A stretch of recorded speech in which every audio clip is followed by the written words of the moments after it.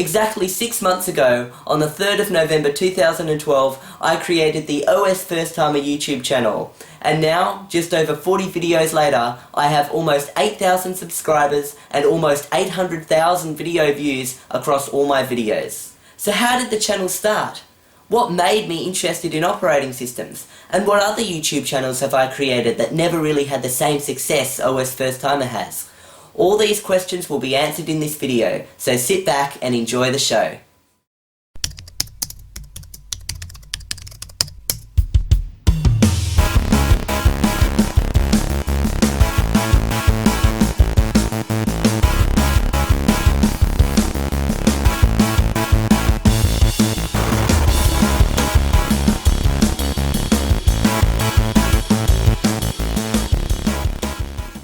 My interest in operating systems started back in 2001 when I got my first computer.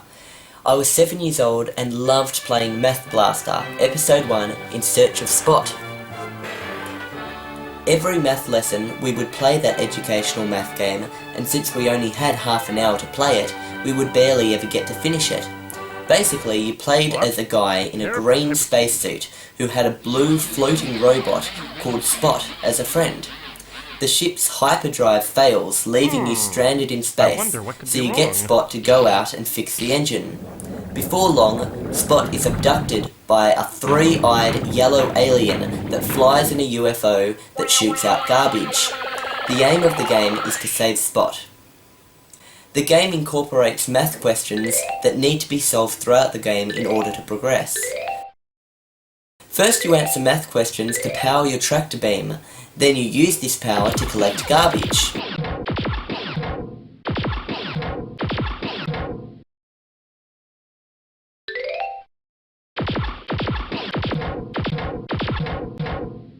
Once you have collected the garbage, you have to match up math equations to display the correct answers, which allows you to convert the garbage into fuel.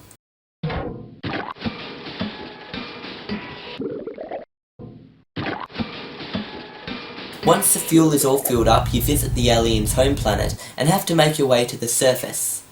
This was one of my favourite levels in the game because it felt the most game-like to me. You didn't have to constantly be typing in the answers to equations, and instead, you had a number on your stomach. To progress, you needed to fly up between the gaps of the platforms, making sure the number on your belly was between the numbers on each side of the platform. If the number on your belly was greater than or less than those on the platforms, you would be kicked out. Finally, once you reached the top of the cave, you were confronted with the yellow alien's UFO. To defeat it, you had to look at the math question on the spaceship and fly through the correct pipe. Basically, it was like doing a multiple choice math test, with the added difficulty of avoiding flying garbage which flings you back down to the ground when you hit it. Once you fly through enough correct answers, the spaceship explodes and you save Spot just in time. You were then presented with a printable Math Blaster certificate. It's best to play this game before the year 2000, however, due to the Y2K bug, which only allows the first two digits of the year to be 19. So as you can see, I apparently earned this certificate in 1913 rather than in 2013. I loved Math Blaster so much that I asked my mum to get me a computer so I could play it at home. So we went to the shop and got a very modern but not too expensive desktop computer. Windows XP had just been released, so it came pre-installed on my computer.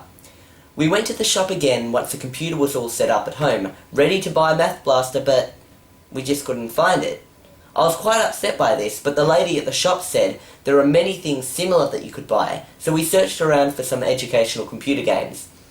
After a little while, we noticed 95% of them said compatible for Windows 95/98. The lady serving us failed to mention that these games were probably able to run on Windows XP, even though they were made for a previous version of Windows. And at that point, the words Windows XP were ingrained in my mind.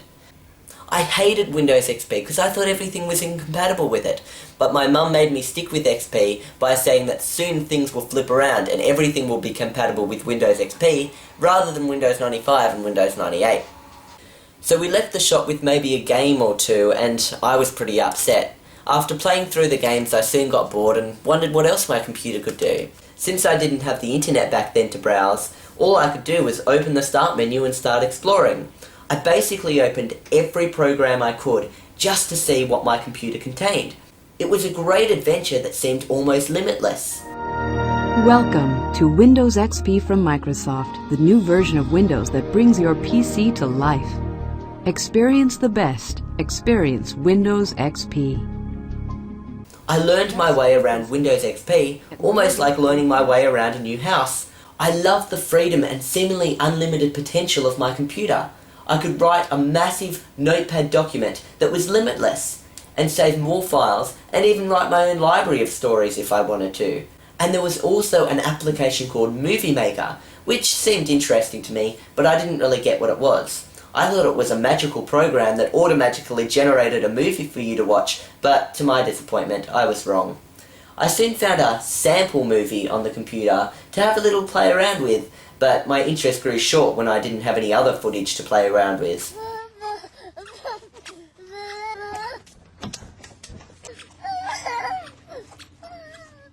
Soon I discovered you could right-click on the desktop and change the computer's appearance by selecting the Properties menu.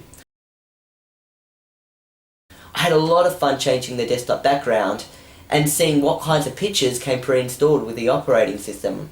I never really made up my mind about which one I liked, so I kept changing it every day. Before long, I realised that the desktop background wasn't the only thing you could change, and I started playing around with changing the theme. The silver theme seemed to be my favourite for a little while, but I soon felt it lacked colour, so I switched back to the default blue. I played around with a few other settings such as colour quality, but soon I discovered the screensaver tab. There were quite a few interesting and customisable screensavers to play around with. I used to spend hours, and yes, I know I sound crazy, modifying the settings of the screensavers and watching how the numbers I typed in affected them. When I was a little bored, I read through articles in the Windows Help and Support Centre to discover new things I could do with my computer. Who knew I could have so much fun with a plain Windows XP computer without any access to the internet? I spent years exploring Windows XP, opening every application I found, some of which I had no idea how to use, such as the command prompt, which just told me that everything was an unrecognised command. I also loved playing the games I found installed by default on Windows XP. There were some card games such as Free Cell and Hearts, but my favourite card game was Spider Solitaire. I also liked Minesweeper, and soon realised that just like a screensaver, I could customise the playing field heaps. But my favourite of all the games was Space Cadet 3D Pinball, which I played for hours. I liked this game because I had a goal of slowly lighting up the circles in the middle of the pinball table. To do this, you had to hit one of 3 mission lights just below the launch ramp to choose a mission, then launch the ball up the ramp to confirm your choice and start the mission. One of the missions was to launch a ball into the ramp 3 times without losing the ball, and once you completed the mission, some blue lights would light up. As you completed more and more missions, blue lights would slowly light up until all the blue lights in the outer circle were lit. Once this happened, a yellow light in the middle circle was lit. I had a goal to light up all 9 yellow lights, but I never made it that far and only ever managed to light up 3 yellow lights. Anyway, 6 years later, I encountered my worst nightmare, the blue screen of death. My computer soon refused to boot, so I had to go and get a new desktop computer. Amazingly, I bought my new computer the day Windows Vista was launched in Australia. So once again, I had the latest Microsoft operating system available just after its release. And when I booted up Vista, I got quite the surprise. It had many of the same elements of XP, such as a start menu and taskbar, but the window borders were now transparent, and Vista came with many new programs and ways to customize your computer. There was a whole new collection of amazing looking desktop backgrounds that displayed all at once without you needing to individually click on their names like you did in XP. Once again, you could change the colour of the windows, but you had a much greater selection than just blue, green or silver. Now you could practically choose any colour you wanted, and even modify the colour intensity and brightness. On the side of the screen, there was the addition of a sidebar with gadgets that you could move onto the desktop if you wanted. There was a variety of gadgets such as a clock, slideshow, stocks and weather info, and even a picture puzzle. I also loved the idea of sticky notes that you could attach to the sidebar or desktop to help you remember things. Vista also came with games like XP did, but the graphics were improved, as well as the overall quality and polish of the games. Some games were enhanced versions of the XP games, such as Spider Solitaire and Minesweeper, but others were entirely new games altogether. One of the new games was Inkball, where you had to draw lines to alter the direction of a ball. You had to draw the lines like walls, which the ball bounced off, hopefully into a hole.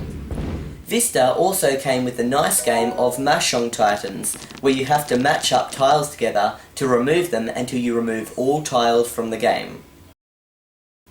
Luckily I didn't spend years exploring Windows Vista like I did with Windows XP, because in mid-2007 I got the internet. The internet speed I originally had a download speed of 1.2 megabytes per second and limited me to 600 megabytes per month of combined downloading and uploading usage. After 5 days of using the internet, I went over my usage, so we changed our plan to 20 kilobytes per second with the 12 gigabyte limit per month. Over time we sticked with 12 gigabytes and upgraded our speed, first to 200 kilobytes per second, and then to 1.3 megabytes per second, which I have today. Luckily, plans are a lot cheaper now, and I have 200 gig per month. In the beginning, I mostly used the internet for things most 12-year-olds did back in 2007. Check out Google Earth, use it for school research, and play RuneScape. RuneScape is a massively multiplayer online game where you and thousands of others wandering around a world improve a variety of skills, slay human and non-human enemies, and craft and sell items. The fun of RuneScape soon faded off, so I gave up playing it in around mid-2008. Around this time I found something that highly interested me. I was on YouTube browsing tech-related videos when I came across a video demonstrating Microsoft Virtual PC 2007. The video showed that you could have a virtual computer within your real computer and run another operating system on it, referred to as the guest operating system, within your main operating system, referred to as the host operating system. So I quickly downloaded Virtual PC 2007 and a copy of Windows 95 to try it out. I was absolutely amazed by what I was seeing and felt so free. Now, I could explore any Microsoft operating system I wanted, so I got to work in building myself a collection of every Microsoft operating system released from Windows 1.0 to Windows XP. All I have to do if I want to use one of them is double click. It's Windows 1.01, and in Windows 3.11 you've got to type in Win like that, press enter, and it pops up. Anyway, shut down. I burned all the virtual hard drives of the operating systems to a disk, but the CD went missing about a year ago, so now I'm just left with this CD cover with faded writing on it. I suddenly grew a high interest in the development of Windows after watching 20 years of its development. Before long, I discovered the history of Windows Vista, originally called Windows Longhorn, and I was amazed by the amount of stages of development it went through and checked out screenshots of all the leaked builds. It didn't take me long to start checking out the development of Windows 7, which was released just over a year later. From milestones to alpha and beta builds to the release candidate and RTM, I was very enthusiastic about its development and checked every day just to see if another build had leaked.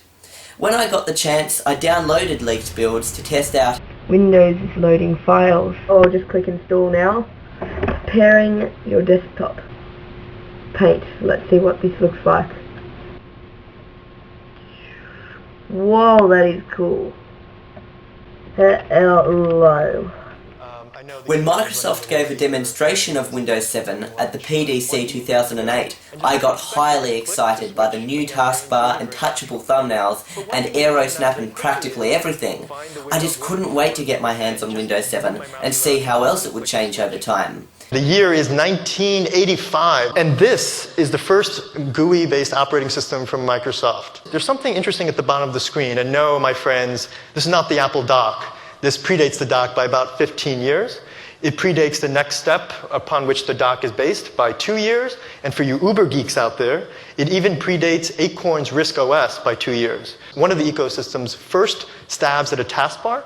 If you notice those little icons next to the Start menu, that's Quick Launch. And there was one comment that was interesting where someone said, oh, Microsoft copied another operating system. Look at those large icons. And I have to say, I could probably lose my job for this, but the comment was accurate. It's true, we did indeed steal from ourselves Windows 1.0, Windows 95. Large icons have always been there. The ability to switch has always been there. Grouping windows has always been there. So we're proud to evolve the taskbar as you see it today. In just 15 years, Windows went from a dull and boring grey to an amazing, transparent and cool operating system. I was very excited to see what Windows 8 would look like, and constantly talked to my school friends about how much I was looking forward to Windows 8, even though Windows 7 hadn't even been released. Anyway, how did my interest in operating systems lead to the OSFirstTimer YouTube channel? Well, OSFirstTimer wasn't the only YouTube channel I've created, but it has been the most successful. In reality, I have created a total of 5 YouTube channels since 2008. I wasn't just interested in operating systems in 2008, I also had an interest in time travel and time lapses. A time lapse is a video which plays back at a higher frame rate than it was recorded at. In other words, the video displays a scene where time has been sped up. I started making my own time lapses with a program I found online called Flix, which allows you to make time lapses with your webcam. You first select a delay between frames rate, which selects how often your webcam takes a photo. A rate of 2 means the webcam will take a photo every 2 seconds. The next step is to choose the frame rate of the rendered video. If you set the frame rate to 30 frames per second, this would mean that every second, 30 photos are quickly displayed sequentially on the screen. Since a photo was taken every 2 seconds, this would mean that 30 frames is the equivalent of 1 minute. Since 30 frames are displayed every second, that means every second of video would be the equivalent of 1 minute in real life. So with these settings, if you recorded a time lapse for 1 hour, the video would only be 1 minute long. After making some videos, I decided to share them on YouTube, so I created my first YouTube channel with the name 12 Padams. I created time lapses of ice melting, the sun setting, a RuneScape time-lapse, and heaps more. After uploading about 10 videos, I only got 3 to 4 star ratings on them, a comment or 2 if I was lucky, and 50 views per video after 6 months. I felt defeated, lost interest in making time-lapses, and deleted my YouTube channel with all its videos. I stayed away from making YouTube videos for a long time after this, and instead got interested in programming. It started off as a basic interest of HTML, Java, and GameMaker, but soon I started to learn programming at high school using VisualBasic.net 2008. The school challenges, such as making a Hello World program and a McDonald's register, didn't really interest me, so I went on to make heaps of programs ranging from web browsers, drawing applications,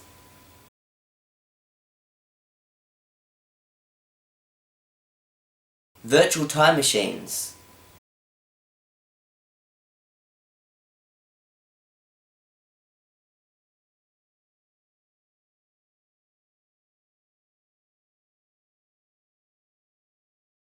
and basic RPG games.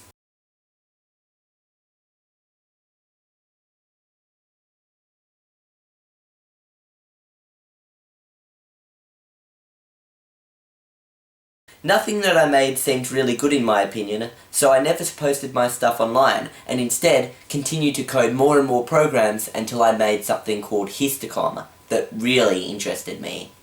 Histacom was a game I made in mid-2010, where you start off as a computer user in the year 1998 using Windows 95. You have access to a bunch of old Windows 95 programs. However, since this was coded from scratch, I focused on visually simulating Windows 95 rather than recreating the functions of each program.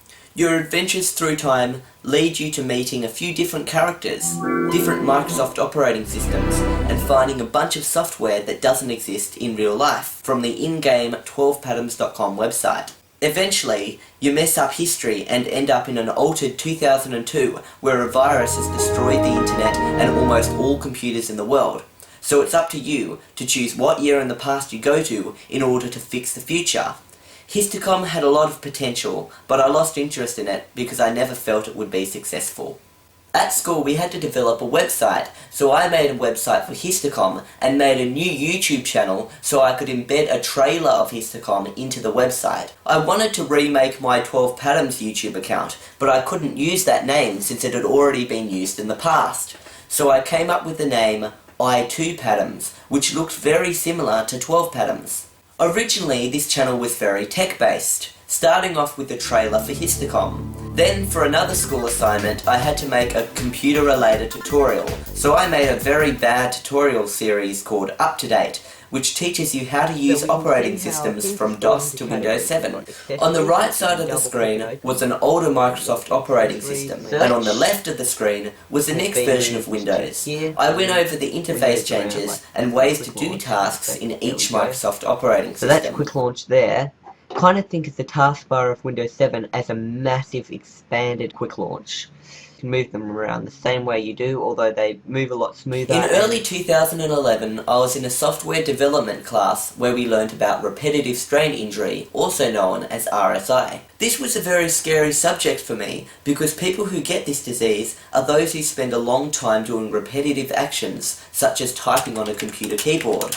It often ends a lot of programmers' careers and is sometimes permanent. 2 months later, I got RSI, so I barely touched the computer for a whole 6 months and it didn't get much better. Touching the computer was extremely painful and I could barely type a sentence. Clicking a mouse button was like having a knife stabbed into my hand, so I got an ergonomic keyboard and trackball to replace my old keyboard and mouse. In late 2011, I decided to attempt advertising Histacom again by making a half-done Let's Play that I never finished, and posted information about Histacom on a few websites such as hackforums.net. My intention was to give away the source code to someone there who felt they could finish making the game and release it.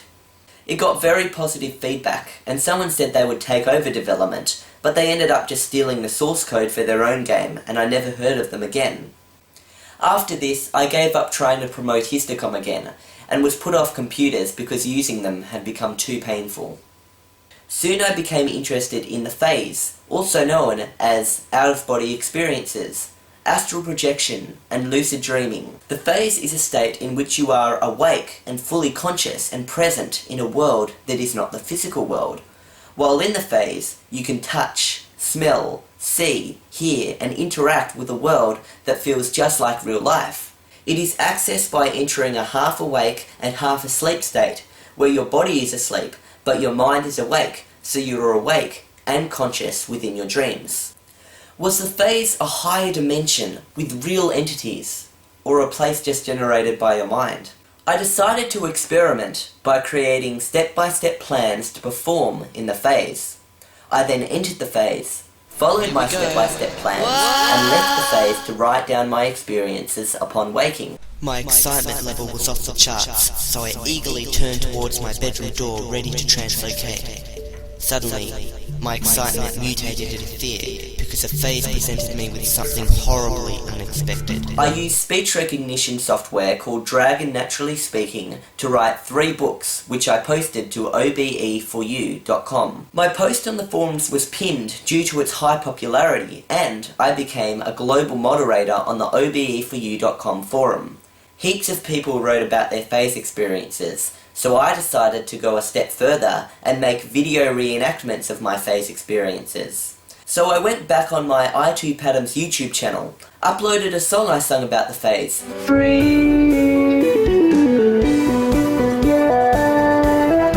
started to experiment with a program called Adobe After Effects, and made a few basic entering the phase video tests, which I uploaded to my channel.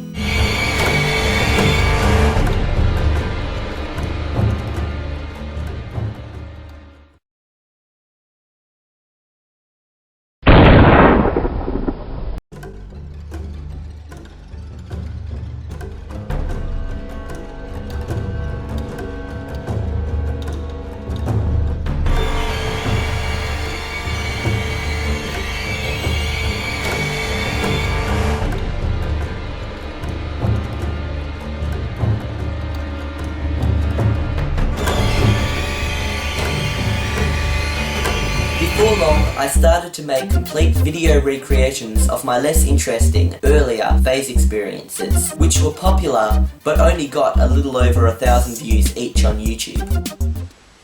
Oh, wait. I wonder if my hands can go through the door. Whoa, it's like floating water without the wet feeling. Now that I know I'm definitely in the phase, it's time to experiment. I wonder if I can float up through the ceiling. Ouch! The ceiling repelled me like a magnet. Whoa, the moon on my table? This is not real. I'm dreaming.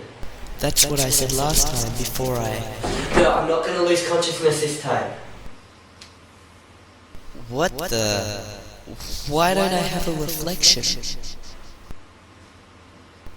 What's wrong with this mirror?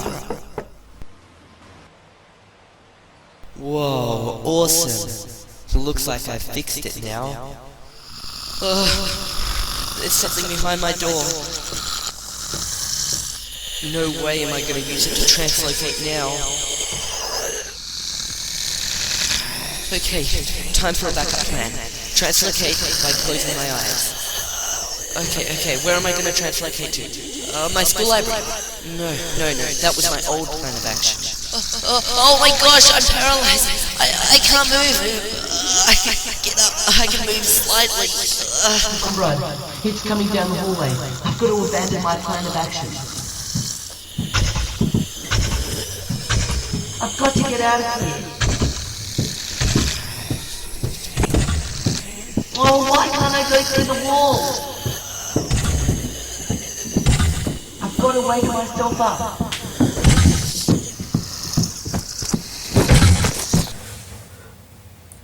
I wrote many articles on my discoveries of the phase state and came up with many concepts such as simulated lucidity and phase entry techniques such as the phase car technique and the sleep simulation technique. I was able to prove the accuracy of my techniques and concepts by repeating experiments multiple times and analysing sleep and wake cycles throughout the night. I was a great help at the forum and quickly answered many people's questions about their experiences and helped them to enter the phase themselves. The problem with the phase was that I was spending so much time preparing to enter the phase that I was no longer getting any me time. I couldn't take it anymore. It caused me to lose sleep and feel depressed when I failed to enter the phase on an attempt morning. I was spending hours each day preparing for being in the phase for just a few minutes each week. People were quite shocked when I left the forum, and a member known as Luna said, "You worked so hard to become a prominent member on this forum, and even became a mod, and now you've just left." So confused. Never thought I'd ever think to know everything around me was soon to go. Whoa, it's gone go. I had to leave though. The phase was just meant to be a temporary interest while my RSI healed, and now that it was already fading, it was time to move on.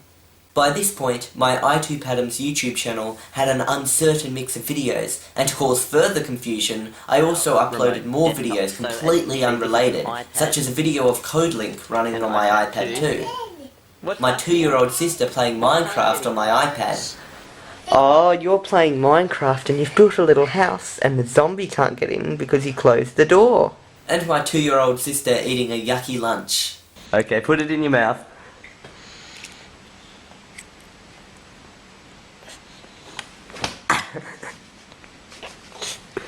Does it taste good? And believe it or not, after all those tech and phase related videos, the most viewed video on the I2Padam's YouTube channel was my sister playing Minecraft. Do you want me to open the door? No. What's a scary man gonna do? Do that. People just didn't know what to expect from my channel after all those differently themed videos, so I only ever got 45 subscribers for that YouTube channel. Anyway, while looking up ways to recover from RSI, I continuously came across information about Dr. John Sarno and his theory about tension myositis syndrome, TMS for short. He believes that repetitive actions don't cause problems such as repetitive strain injury. The feeling of the pain is real, but the trigger is not repetitive actions causing microscopic tears in your muscles. An interesting observation he made was that the chances of getting RSI are higher when you know about the existence of the disease. He also observed that the pain experienced skyrockets once you were diagnosed with the disease, and things said to you about the disease influence the progression of it. An example of this is observable with my own case of RSI. I spent up to 5 hours a day using the computer without any pain for several years, but shortly after I learnt about RSI, I could barely spend 10 minutes in front of a computer. Once I was diagnosed with RSI, I could no longer touch the computer due to the pain in my hands, and the methods such as taking a 30-second break for every 2 minutes of computer use just worsened my disease. My pain was originally in my fingers. Then my chiropractor asked me if it had spread to my lower arms and my elbow. If it had, that means it would be in a much more advanced stage of the disease, but since it hadn't, I said no. Then boom! 1 week later, after touching the computer for less than 10 minutes a day, the pain had spread to my arms and elbows. A week later, he told me that it thankfully hadn't spread to my shoulders and neck. And what do you think happened a few days later? It spread to my shoulders and neck. Everything he said seemed to happen to me regardless of if I used the computer or not. And when he asked if it still hurt to write with pen and paper, I said no. But a few weeks later, I could no longer write with pen and paper, which made school almost impossible to get through. I was extremely glad to have found out about TMS, and was amazed that this moving pain caused from what my chiropractor was telling me actually had logic behind it. Finally, I could cure myself from what I originally thought was a lifetime disease. TMS is a mind-body disease that distracts you with physical pain to prevent you from focusing on psychological issues. The pain is a defense mechanism created by your body used to prevent you from thinking about emotional pains, intense anger, or stress. For example, a mother may want to be the perfect mother. However, once she has a baby, she feels upset because she now feels trapped at home caring for a child, rather than seeing her friends and fulfilling her own desires. She wants to be a good mother, but believes a good mother would never resent her baby. This is causing a lot of fear, anger, hopelessness, and stress, so her body will quickly invent a disease, such as back pain, which she believes is from lifting her child all the time, but is actually her body distracting her from the thoughts about resenting her child, making her instead focus on back pain and how to cure it.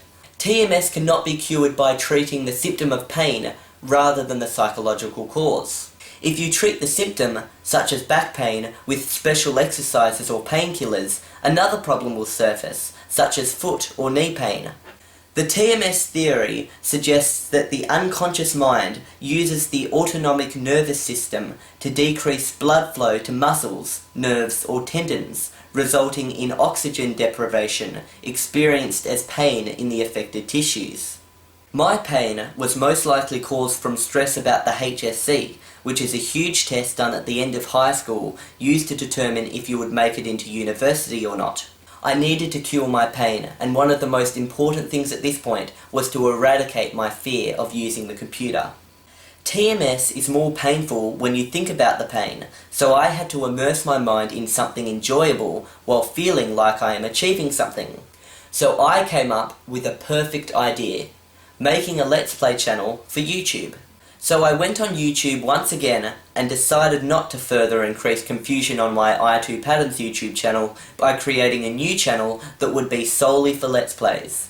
I came up with the name RSI Gamer, but since that name would remind me of RSI and TMS, I came up with a new name. I thought about my pastime of the phase or astral projection that I used as a way to distract myself from the pain of RSI. Since it was a good distraction, I decided to name my Let's Play channel Astral Phaser. The way to remove fear of using the computer is to stop feeling pain when using it. To stop feeling pain, you need to not have the thought of pain in your mind. To prevent the thought of pain, you need to have a mind constantly active with other thoughts. In other words, my Let's Plays would need me to be fully focused on the game while constantly commentating. So I started making Let's Plays of a modded version of Minecraft. I'll just put this coal in the... Oh my goodness! Oh my gosh! Oh, skeleton! Is this gonna be my first little battle here? Okay, you are so dead. I'm terrified of you.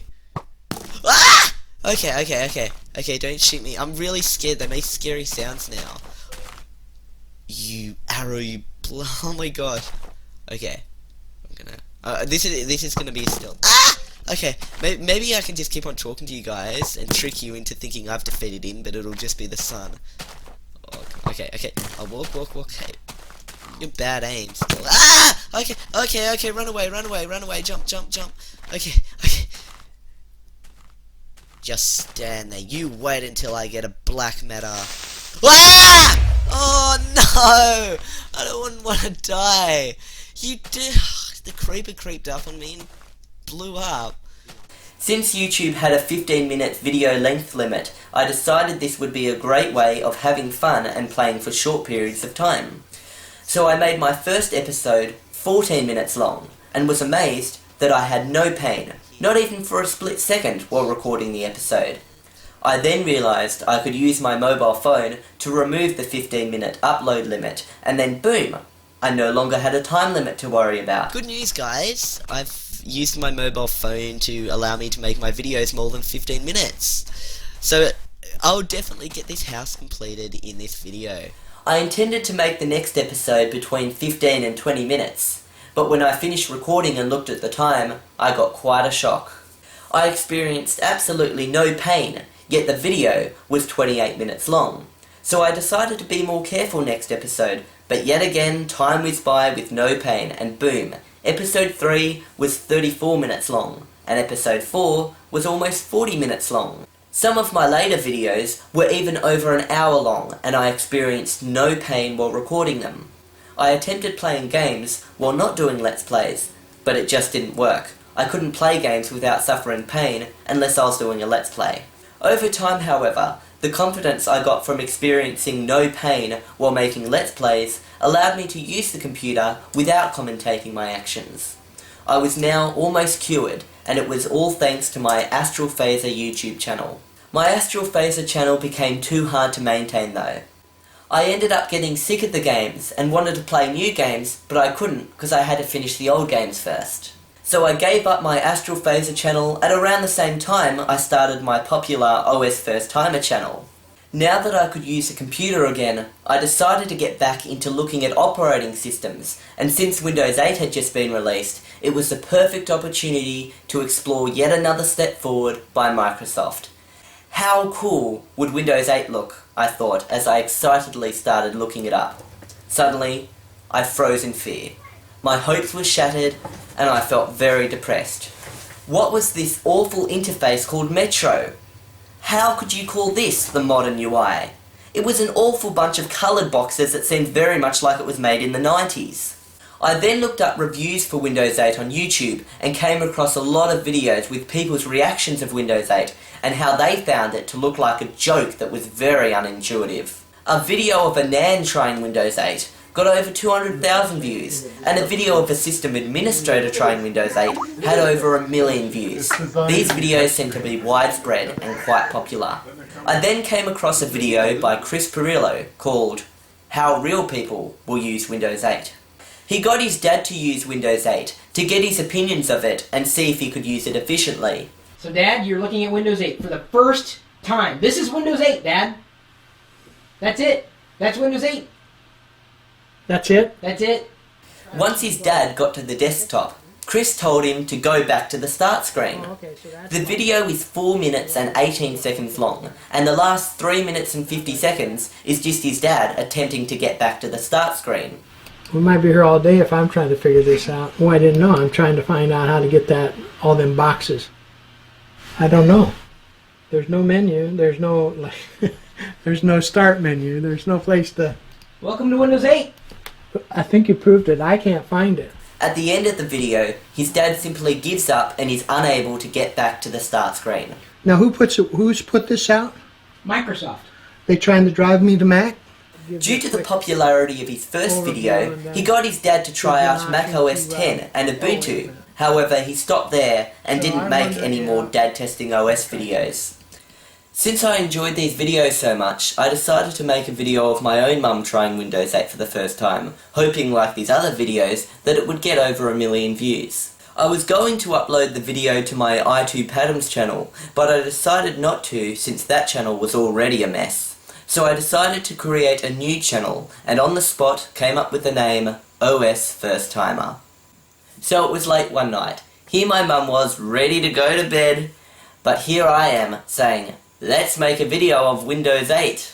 She was so tired that she didn't even get into clothing.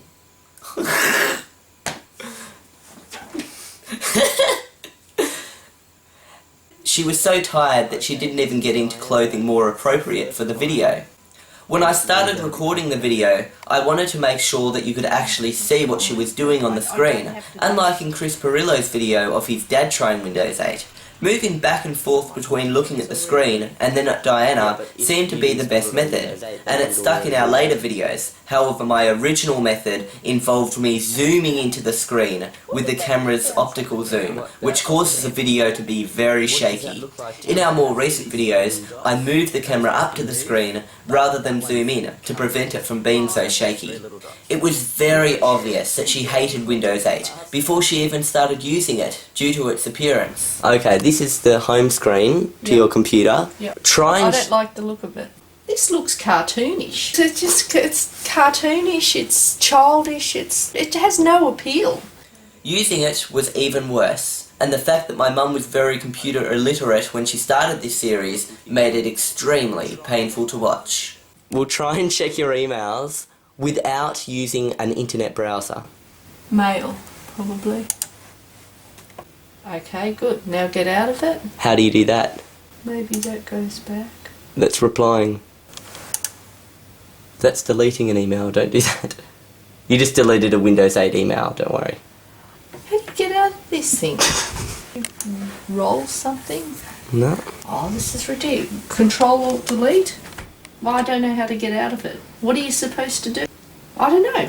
I would just Control-Alt-Delete. Don't know. It's just, there's no options. It's lost its options. What do you do? No, it's completely gone now. What's completely gone? Those hieroglyphics at the side. Oh, wait a sec. There they are. Just write a text document. Where? Open a new... Why does it want me to open a stupid new window? I don't want to open a new window. I'm going to a file to open a document. Open a new document. Why does it want me to open a new window? You liking it or not? Hate it. Well, what about you open the start menu? Where is the start menu? Where's the start button? That's Internet Explorer. Congratulations. At least that looks a little bit more familiar. Well, where's the normal Google thing? You know how to access Google, right? Not on this thing. Installing Firefox there. You'd go to that. Seriously, you don't know how to actually download a program. But I've already got it on my computer. Why would I want to download it? Because you install Windows 8 on your computer and you don't have Firefox. I would never be so stupid as to install Windows 8 on my computer. After looking at it now, it's just stupidity. We'll try and get it. What, Firefox. But I don't want to. I want to walk back to my room and have my own computer. And that's exactly what she did at the end of the video, although she didn't even know what operating system she usually uses. I've had enough of it. And how much do you think they're saying that it costs to buy Windows 8 now? They should pay people for it. Seriously. So what operating system do you prefer to use? Go away. What operating system do you prefer to use? The one I'm used to. Well, what is that? The Windows 7. That'll do. You don't even use Windows 7. What do I use? Seriously, you should know what Vista. You hate Vista. What do I use then? The thing before Vista, yes, well, XP. That's fine. Just stay with 2001. XP. Doesn't matter. I'm used to it. I know what to do, and that's it. The video was originally called A Mother Struggles to Use Windows 8, but a month later it was changed to Mum Tries Out Windows 8 2012. Since she hated Windows 8 so much, I decided to show her a free alternative popular Linux distro called Ubuntu. Oh! You put your cursor up and then the X appears. I prepared poorly for this video, and didn't even try out Ubuntu or any other Linux distros before getting my mum to try it out. I originally titled the video, A Mother's First Attempt Using Ubuntu, but renamed it to Mum Tries Out Ubuntu 12.10 2012 a month later, to keep the naming similar to the format of my newer videos. So far, the Ubuntu 12.10 video is the most viewed OSFirstTimer video, with over 100,000 views and over 1,000 likes. Honestly though, this Ubuntu video was a total disaster. Not only did I make up a lot of incorrect information about Ubuntu... You know how you have to defrag your computer every now and then? You never have to defrag. Ubuntu will not fragment your computer application you would ever use. What if somebody emailed me a Microsoft Word document? How could I view it on this? It would have a compatibility thing. It would convert it from a Microsoft document to that document. Would it lose any information? It wouldn't lose anything, it would just convert it. Ah, okay. The only difference, if you sent it to them, they would then need to convert it back to a Microsoft Word. So that's the only thing. If you ever do it, you've just got to do the conversion process, which takes 10 seconds. And but it's still easy. It's easy to do, 10 out. seconds, yeah. I didn't even pronounce Ubuntu correctly. Called Ubuntu. Ubuntu 12.10. It's the most wide used. Ubuntu. The first version of Ubuntu 2004. We're just going to click try Ubuntu. You can actually install Ubuntu. Okay, and this is Ubuntu. So there's Ubuntu desktop. You've just got a new computer with Ubuntu installed. $200 because, you know, it's Ubuntu. This is Ubuntu Software Center. Click install Ubuntu. Ubuntu will not fragment your computer. Do you like Ubuntu? Plug that into your computer and click install Ubuntu. Are you wondering why in later videos I pronounce Ubuntu correctly? Let's just say I got a mountain of comments about how I pronounced Ubuntu wrong. More than what can fit on the screen you are looking at now. From this point onwards, I made sure I watched a YouTube review of each operating system before testing it, so I could hear how to correctly pronounce the operating system. Ubuntu 12.10, the Quetzal. The OSFirstTimer YouTube channel was originally going to be an adventure of exploring different operating systems to find one that would be a good replacement for Windows 8. Although, after the second video, this goal had already been far out. Stupid falling cameras. Although, after the second video, this goal had already been accomplished. Well, let's hope it's better than Windows 8, because Windows 8 is crap. Done. Done. Perfect. Do you like Ubuntu?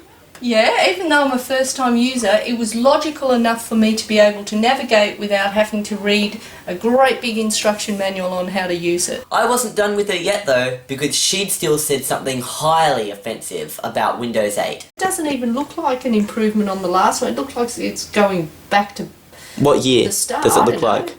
Just looks like the first one ever. And that all the others have been an improvement on this. Like it's one of the first Windows out. My dad's, no, believe me, the first Windows out.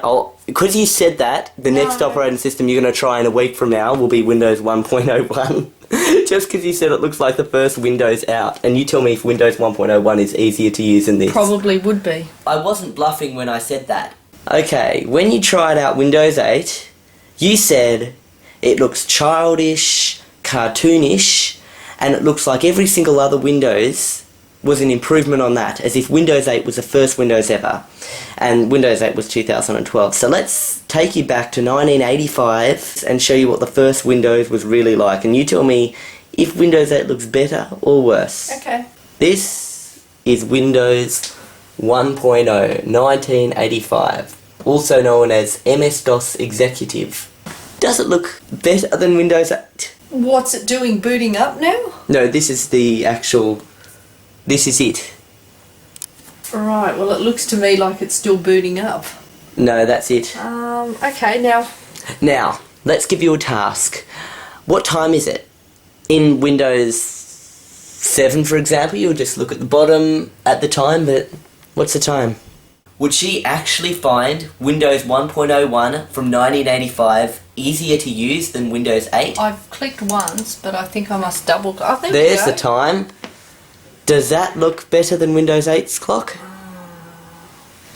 Does it look nice? A clock should really be at the bottom right-hand corner, actually. I mean, who's going to click on a clock just to have a great big screen of a clock on there? How do you get out of a program? Maybe you go here. Oh, wait a sec. Close. Probably. Okay, yep. Go. Is it simpler than Windows 8? Would you prefer to use this in Windows 8? Ask me another task. Even To though log in. I seem to be able to do things, but purely by accident, because they just seemed logical on this. Did you like the look of Windows 1.0? I didn't really like the look of it. No. I didn't think I so. mean, So do you take... I didn't really like the look of Windows 8, but Do you even take though back it was what you said? cartoonish, though it was cartoonish and childish, I think it was a bit of an improvement of this. Okay, so you take back what you initially said. No, I still think it's childish and cartoonish, and But- not an improvement of XP. So you're going to say all versions before it, excluding 1.0? Yeah. Looks like Windows 8 wasn't the worst after all. But since Windows 1 was so old, I decided to give her a whirl with Windows 3.11 from 1993. How do you feel? Is it looking simple? Looks old. What time is it? Our clock. There we go. It's 3 o'clock. Oh no, it's not. Well, it says 3 o'clock on there. Well, that's obviously No, that's just an symbol. icon. Okay, Okay. now I've got to get out of So your it. next task, I've just made it bigger. you've maximised it. I So what want- did you press? I don't know. That's maximise This- and minimise. Oh, the big one.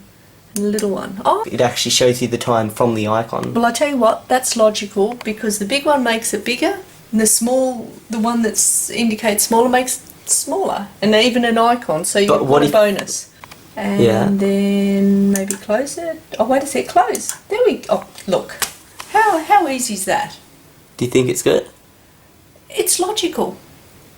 Look, I worked it out. Everything was going okay until she entered a reoccurring nightmare of QBasic, or what she calls the blue screen of death. What's this basic thing? Oh, that's almost like the blue screen of death. This is QBasic, it's a programming language. Here you can learn all about it. Oh, that's okay. Here we go, QBasic. It's made easy though. It's really basic, you can learn all about how to program. Oh, that's okay, that's okay. Leave Okay. programming to the program. So obviously I've got to get out of this thing. Yeah. Oh, press escape to clear. Okay, escape. Where's the escape button? Here. Oh no, that's just... Now you're ready to start programming. I don't want to program. Oh, the little mouse thing's gone. This is a DOS application you've just opened from within Windows, because Windows 3.11 Okay. was still connected to DOS. How do So I DOS didn't reverse have a this? mouse. I want to get out of this. Control Alt Delete. Can I? I'm not a DOS user. Wait, if I type in exit... No, you can't type in exit. I thought you could. Or So maybe what do quit. you do now? F1. F6. would be window. Wait. Let me do You- it. F6. It's not doing anything. Maybe again. F6. F6. Oh, it's just going between those two things. Maybe F8 setup. Oh, you Step. don't have... F8 is step. You don't have an F8. Oh no, I do have an F8. You just... This is DOS. This is what happens when you don't Well, have how a do you mouse. expect me to do it if you can't even do Well, it? yeah, I didn't think you would actually open that. Let me just... We'll pause it and we'll be back after a short break.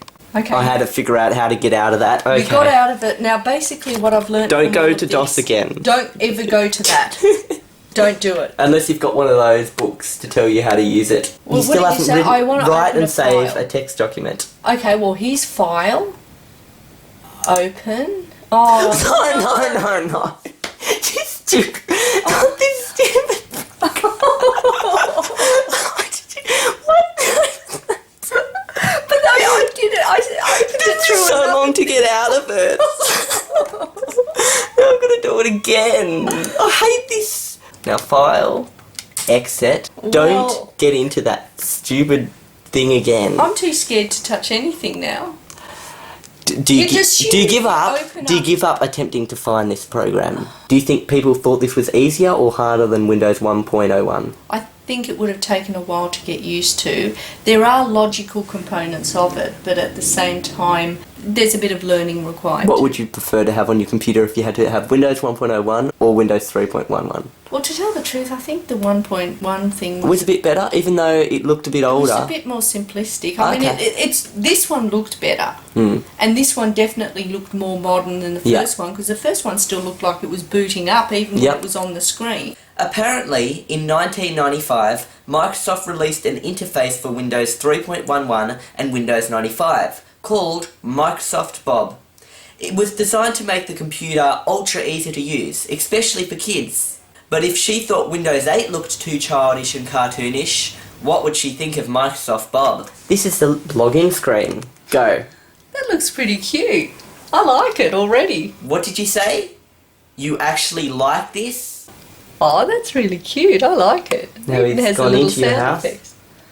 This is your computer, desktop. What time is it? Oh, it says, oops, you need to click on a button first. To start a program, just click on it.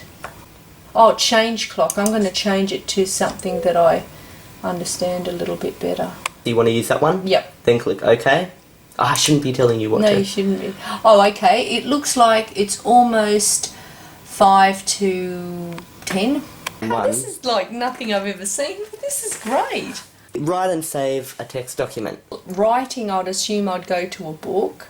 This is just a decoration. It doesn't start any programs. Maybe I write with that. Bob Household Manager. No. What's this one? Bob Letter Writer. Yeah, okay, well that sounds right, because I want to use that. Ah, here we are. I'm assuming what does it say? Oops, Welcome to Letter Writer. Help you with all aspects of letter writing. Great, check your spelling. Right, just, yeah, okay, fine, let's start. What would you like to do? Create a new letter? Or open and delete an existing letter? Well, I keep wanting to go over there and start it, but so it's a bit annoying because it keeps on telling you to do things, isn't it? I still don't do. That's okay because it's guiding you. It's helpful. Instead of you trying to work. It's asking, what would you like to do? Rough a new name. Letter. Oh no, I'd like to keep it private. Oh, what kind of letter? That'll do. Letter to a friend. I don't want to look at it anymore. Here we are. What style? Classic, festive? Is this getting a bit annoying to you when it keeps on asking you things? I keep wanting to go to the letter, but it keeps asking me more things. I look classic, that'll do. What kind of Bulbous would you like? Now, what kind of picture would you like on it? Oh, that'll do. Now, which address should I put on the letter? You don't have any addresses in your address book. Well, let me put one in. Continue. You're finished using the letter writer. Didn't even Click know OK I to get started. Start typing there. Thank goodness. So that was a bit annoying, was it? Oh my gosh, and it's even doing running writing. And it's got the stuff at the bottom there. So how are you going to save that? If I click on him, maybe I can ask him. Oh, he's just rolling over. What is this? Other options. Let's save this letter. Here we are. Other options. How would you like to save it? Save it normally or save it abnormally? It doesn't say save it abnormally. Save it normally. Woof! Save your letters. Save it normally. Okay. Is this getting a bit difficult? I keep selecting save it normally, but I don't actually understand what's going on. Okay, save with a new title. Woof. Okay. A new name? Letter 2. Okay. Do you give up me to show you? Just save it on a floppy disk. That'll. But we don't have a floppy disk. Oh, well, why does it have that option? The disk isn't ready. I told you I haven't formatted the floppy disk. Cancel. Quit this program. How do you get out of this program? Exit. Sure you want to exit? Yes, I do want to exit. The dog giving the instructions can get a little bit annoying, especially when you're trying to write a letter and it's keeping asking you all these other things. Like, would you be using that in an office and the office manager's with a little dog and he's going, ruff, ruff, would you like to write a letter? Actually, it's not professional. It's more novelty-ish for kids. I liked it at first. I thought, oh wow, how cute and everything. I bet it was a flop. Windows 8 or this? Oh, then Windows 8 with a huge instruction manual on how to use it. Because this would get annoying and it is childish. Well, it looks like she's actually liking the Windows 8 interface now when comparing it to older interfaces. So the quest to find operating systems worse than Windows 8 was now over. What next? Linux was starting to look like a viable option for my mum, but what about running Windows software on it? Due to lots of requests to try out Linux Mint 14 Cinnamon Edition, I downloaded it and installed Wine on it so that we could try running Windows programs on Linux. Unfortunately, this didn't go too well. Okay, and there we go, you were running. I just want to show that it runs. Does it run? A bug splat. So what does that mean? That's not good. It means that this program isn't compatible. It tried to be compatible. Well, trying's not good enough. It really should have worked. Or maybe if we try this other one here. SketchUp was unable to okay. So it was unable, it was to do with the graphics card. Oh. And now it's gone in another. That was a bit of a failure. Anyway, we tried out Windows and Linux-based systems. But what about Mac? Running Mac emulators or Mac virtual machines on a Windows computer is a little harder than running Linux and Windows, so it took me a while to work out how to do it. In the end, I used PearPC to run Mac OS 10.2 Jaguar from 2002 to let her compare it to Windows XP from 2001, which is what she used day to day on her laptop. So this is Mac OS X Jaguar. Phil! What? I hope it's not rude. Why is it rude? What's rude about a Jaguar? No, what you just said. Mac OS X Jaguar. Phil! What? Seriously? Look at it. That's not rude. Also known as the dock. Oh my gosh. And it tells you what it is. Look at that. It gets all big and then small again. What's all that? Those are all the programs. Or some of the programs. Okay. Do you like that? And it tells you what it is? Yeah. So you do like that?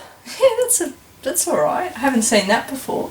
Compared to XP, does this look more interesting or better? Appealing than XP? More modern? Yeah. What year does it look? No, actually, it looks a little bit older because it doesn't What? have as many things, whereas XP has more things in it, so...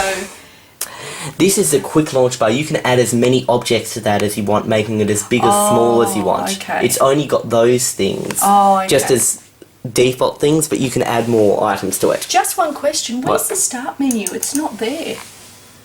See, I'm putting the cursor over there. I'm clicking, but no, it's not there. Okay, well, I'll get out of this. Really? I'm clicking. How do you get out of it? I'm clicking that and it won't go. Where's the X gone? Back. Maybe if I do back, it'll make it go away. No, you went back to that screen. Oh, I don't know how to get rid of it. Are you serious? It's not that hard, is it? I'll push that out of view because we don't need that. I can't seem to get rid of it.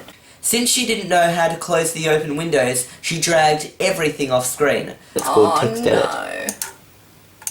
Oh, now I can't get rid of it. I have to move this one away. Say Oh, yes, it does. Okay, I'll get rid of that. This is the most silliest method I've seen. You're dragging all the windows away. I can't close them. They won't go away. I couldn't bear to watch this anymore, so I just had to tell her what to do. There's no X button here, but look on the other side. Oh, the red thing. Okay. Well, look, why do they have to make the X thing go away? What do you mean? I thought they were just pretty colours at the side. Didn't know. Pretty colours. There we go, gone. So that was 2002. What do you think of it to compare to XP? If you could get used to it for a while. Do you think it would be better to use, like, you like that dock, don't you? I do like the dock actually. That's a really good feature. I wish my XP had that. Well, actually, you can, using a program called Rocket Dock, you can add that dock to XP, so you can have that really in your computer if you wanted it. Because I like the fact that you can be in something and yet then and see still all the use icons still on your the desktop. bottom. if I had to choose out of Windows 8, this one, or Linux Mint, which is your favourite. Linux Mint, because you've mentioned about the compatibility issues, I think I'd choose this one because there's no way I would choose Windows 8. Anyway, time went on from here and we mostly tested more Linux distros. Bouncy ball. What's the point of a bouncy ball? Well, you can look at it and see what it does. Okay, well now I've got a ball. Click on it. On the ball? Yep. What's the point of that? It's a widget. Some people want it. So they can just throw it around their desktop when they feel a little bit bored. Right. What's the point of putting eyes on your desktop? We'll have a look. Oh, come on. That's a bit silly. What do the eyes do? Move your mouse around. Oh, you're kidding me. People with a lot of time on their hands. Okay. That would annoy me. So how do you get rid of... Oh my gosh. Well, how do you get rid of one? Eyes. Remove these eyes. Is that what it said? It did. It said remove these eyes. I mean, if it's a web browser, call it a web browser. Then I know it's a Firefox thing. One of these distros was Elementary OS, which she wasn't too fond of during the OSFirstTimer video, but now has it multi-booted on her laptop with XP because its speed is amazing. One thing we ended up banning on OSFirstTimer pretty quickly was text-based operating systems, because once she tested MS-DOS 6.22, she hated it. Is this it? This is it. What? This is the operating This is the operating system. Okay, well, it's an operating system. Yep. So, your first task, what time is it? I have to tell you from this. Well, as far as I'm concerned, I would type in run, so it actually runs a desktop for me. Okay, we'll type in run. It's a bad command or file name. Okay, well, what time is it? It's a bad command or file name. Well, this is not user-friendly at all. Do you need a little bit of help? I need a lot of help. This would have to come with a book of commands. So it certainly does. Oh, who's going to... I have to admit, I prefer an operating system that you don't need a book this thick to use it. Well, can you go back to the main screen? Exit. Control-Alt-Delete? No, don't do that. You've upgraded to Windows 7 Professional. wasn't... I'm emulating this. This is terrible. Much later, I got her to try Arch Linux, which is a do-it-yourself Linux distro with no desktop environment installed by default. And just like DOS, she also hated it. This is reminding me of MS-DOS. I hope it's not going to be like that. The previous web So page. if I go forward... Oh, now where has it gone? Do you give up? Do you give up with the web browser? I actually can't believe that people would be using this. In a modern technology with all the modern operating systems around, even with colours, why are they using this? Yeah. I thought I'd just show you what some other people have made Arch Linux look like. Just to show you the diversity. So here's one example. Do you like that? What, this one? Yeah, no, this whole screen. Oh, the whole That says screen. operating, what they made Arch Linux Well, this look like. looks completely different to what that is. It's the most customizable operating system ever. That's just a GUI, a GUI. And you can get lots. For example, this, and this, and this. Well, these should all and come this. as choices. They are choices. You just got to download the choice that you wish to use. See, there are so many different ways you can customize. You can make it look like whatever you want it to Well, look I'd like. rather perform, do one of these things instead of doing this. I'm not a computer programmer. No, but you don't have to all you've got to do is just download one of these. Using Pac-Man. Pac-Man. Yeah, Pac-Man is Package Manager. See, look at all these interesting systems. And these are all from the same thing, Arch Linux. See? Do you want to know what I think of Arch Linux? What? In the text form, my arch enemy. Since OSFirstTimer had almost 1,000 subscribers, I decided to make an OSFirstTimer avatar that people would associate with OSFirstTimer as soon as they saw it. Since Linux distros are tested more often than other operating systems, I made the Linux Penguin the biggest part of the avatar, with the Windows and Mac logo inside it. After testing 12 operating systems, we had a lot of people wondering what was her favourite and least favourite, so we prepared a scripted video, unlike all our other OSFirstTimer videos, that had footage of her top 3 and worst 3 operating systems. Seriously, Windows 8 was dreadful. Have a look at these clips and you'll see what I mean. In second place, I have chosen Zorin 6.1, released in 2012. And we got a lot of good and bad comments. We realised at this point that comparing operating systems with each other causes a lot of fights and video dislikes.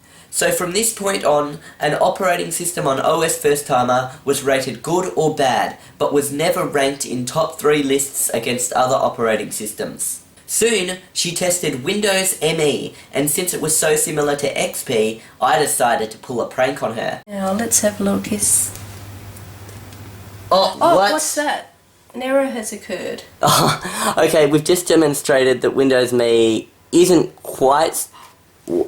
Actually, that's... It's been shut down to That's not a Windows ME boot screen. What's boot screen is this? I mean, not boot screen. That's a Windows 7... Ah, oh! Okay, what? I think that's my... Oh, crud. What's happening?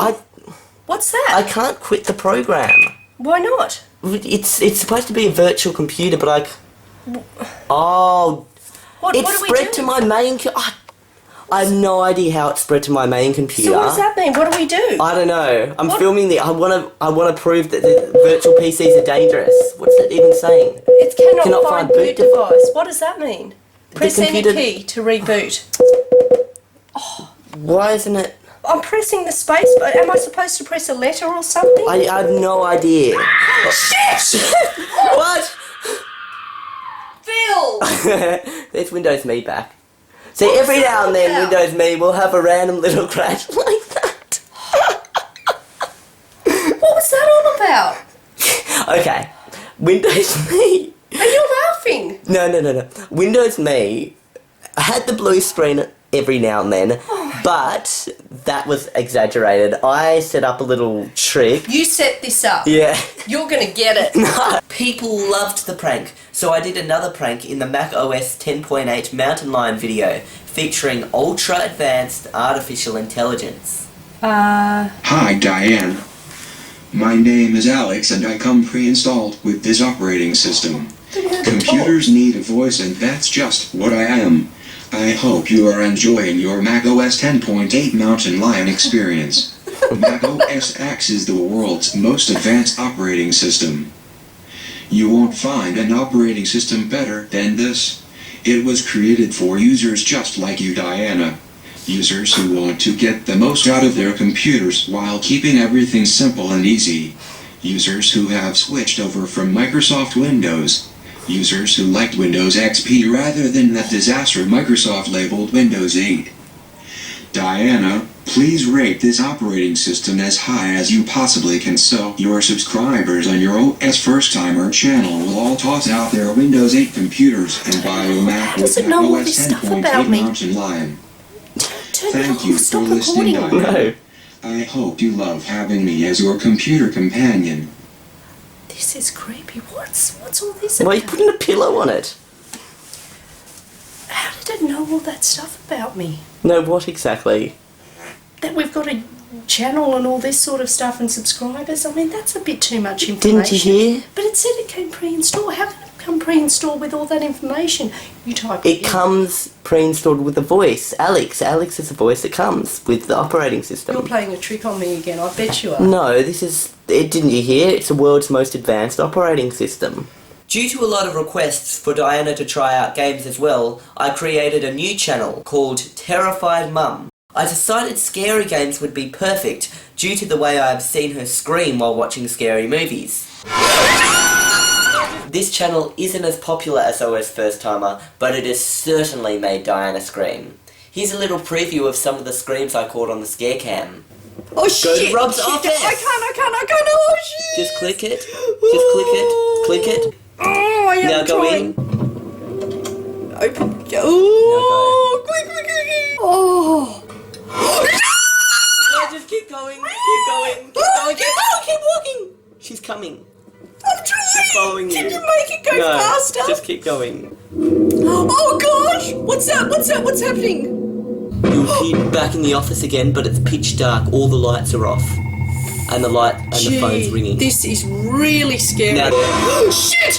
What's that? Oh! just click. Okay, move backwards, move backwards. Oh my gosh! Oh my gosh! Oh my gosh! Oh my gosh! Okay, she's. Oh shit! Oh!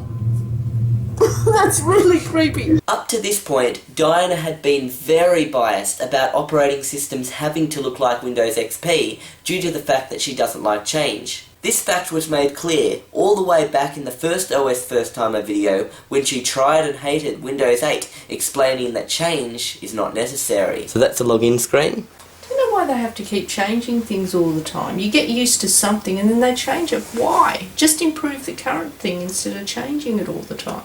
No. I like when you learn how to do something and then you just build on that instead of scrapping it completely and then learning a whole new thing. What's the point of that? That's not an improvement, that's a step backwards. All this suddenly started to change, however, when we tried Windows Vista to see if Diana would want to upgrade to it from Windows XP. The login, what do you think of the login screen? It's nice. It looks modern. So first impressions? Modern, uncluttered. You liking Windows Vista? Yes, it's very similar to what I'm used to using. And is it a potential to upgrade? Yes, very much a potential. To be completely honest, even though that is what I am so damn used to... Would you upgrade to the Windows Vista look, or would you have this look? You know what? I would actually upgrade to the Windows Vista look because you I think it actually looks like better. it. And It I looks can better than navigate this, yeah?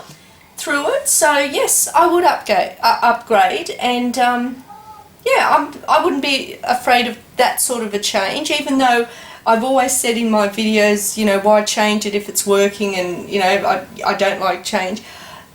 That's not such a dramatic change, and I think it actually improves it. Yeah. So in other words, Windows Vista doesn't scrap what they had like Windows 8 did. No, Windows Vista they modernise makes it look better while keeping the same elements on the screen. Yes. Since she liked it, I then got her to try Windows 7, which she also liked.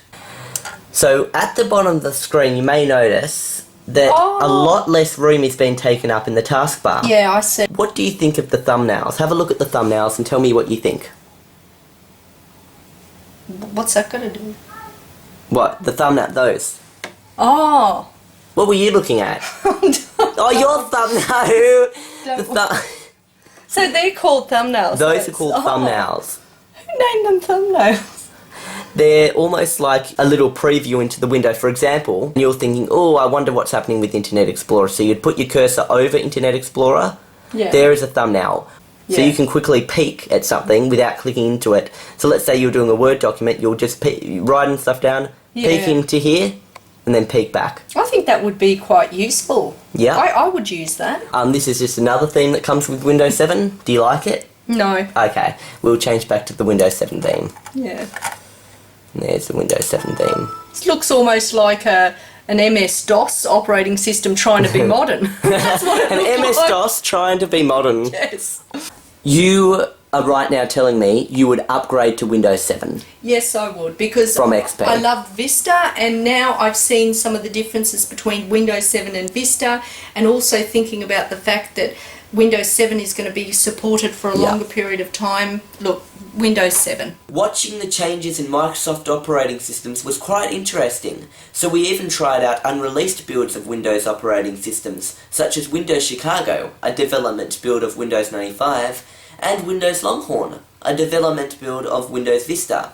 We had the older operating system on a laptop on the right, and the newer operating system on a laptop on the left. And in the middle was the in-between development state of the operating systems. Double click. At this point, OSFirstTimer was well established, and we were even testing out old operating systems from the 80s and 90s for some variety.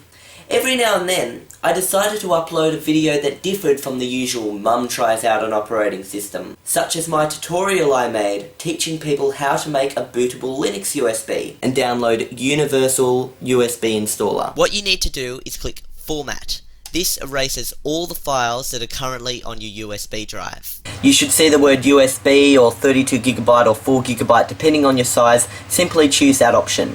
Be aware that if you didn't set up a persistent storage when we made the live USB, all the settings and programs you install will be wiped as soon as you turn off the computer. I also made an advanced OSFirstTimer video called Can Ubuntu 12.10 Replace Windows 7? Where I got myself to test Ubuntu 12.10 instead of my mum. The video was an hour long and involved me performing more advanced tasks than the usual basic tasks I get my mum to do. I was quite impressed with Ubuntu, but I can't quite say it was impressed with my computer speakers. I'm going to press print, is my printer on? Yep. Print test page. Submitted. Processing. Oh, it knocks my speaker over. The printer just opens up and knocks my computer speaker over. Okay. Way to go, Ubuntu.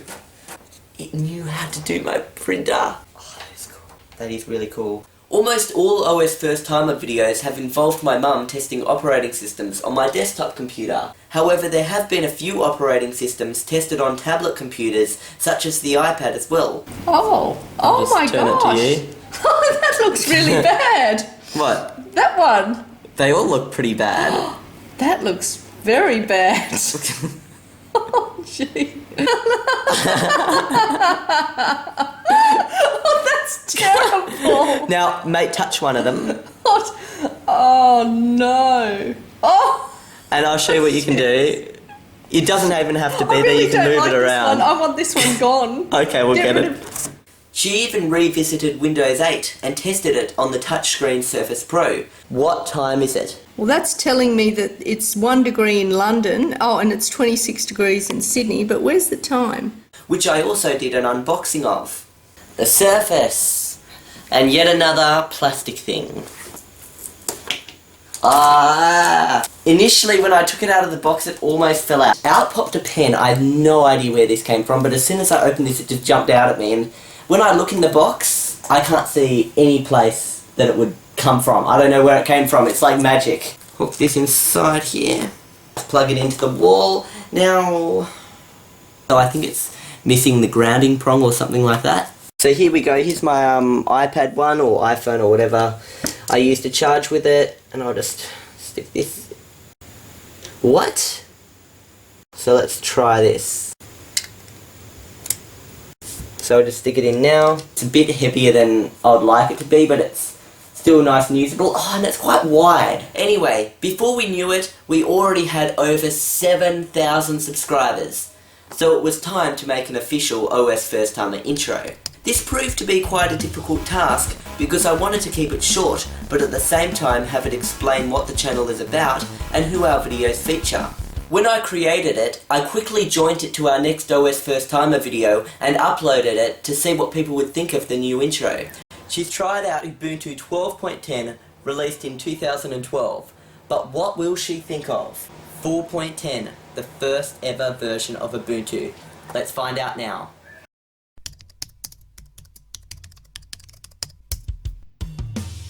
Pretty soon I received a few comments pointing out a mistake where I had said staring Diana Adams instead of starring Diana Adams. Although someone said I didn't need to fix this, I quickly fixed it for the next video. To expand the channel further, I also created an OSFirstTimer forum where people are able to freely talk about any operating system they want from any time period they want. I obviously haven't added every operating system yet, but as the forum gets bigger, I will slowly expand it. It already has over 1,500 posts and over 100 members. So there we go. That's the history of OSFirstTimer and how it all began. Oh, and there's something funny I want to tell you too. Recently, I bought an internal 3TB hard drive for my computer, but when I booted my Windows 7 computer up, it only detected 746.39GB. I tried downloading third-party software to fix this issue, but it didn't help.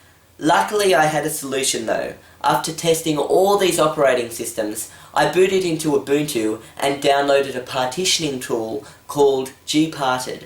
As soon as I opened the program, it detected the problem with the drive and instantly fixed it. I used gparted to format it as NTFS, and when I booted back into Windows 7, the problem was solved and I had the full 3, or should I say 2.7 terabytes usable. Thanks for watching, and hopefully one day OSFirstTimer will grow to the point where Diana is testing out the operating systems on their original hardware. Anyway, have a lovely day, and I'll see you next video. Bye.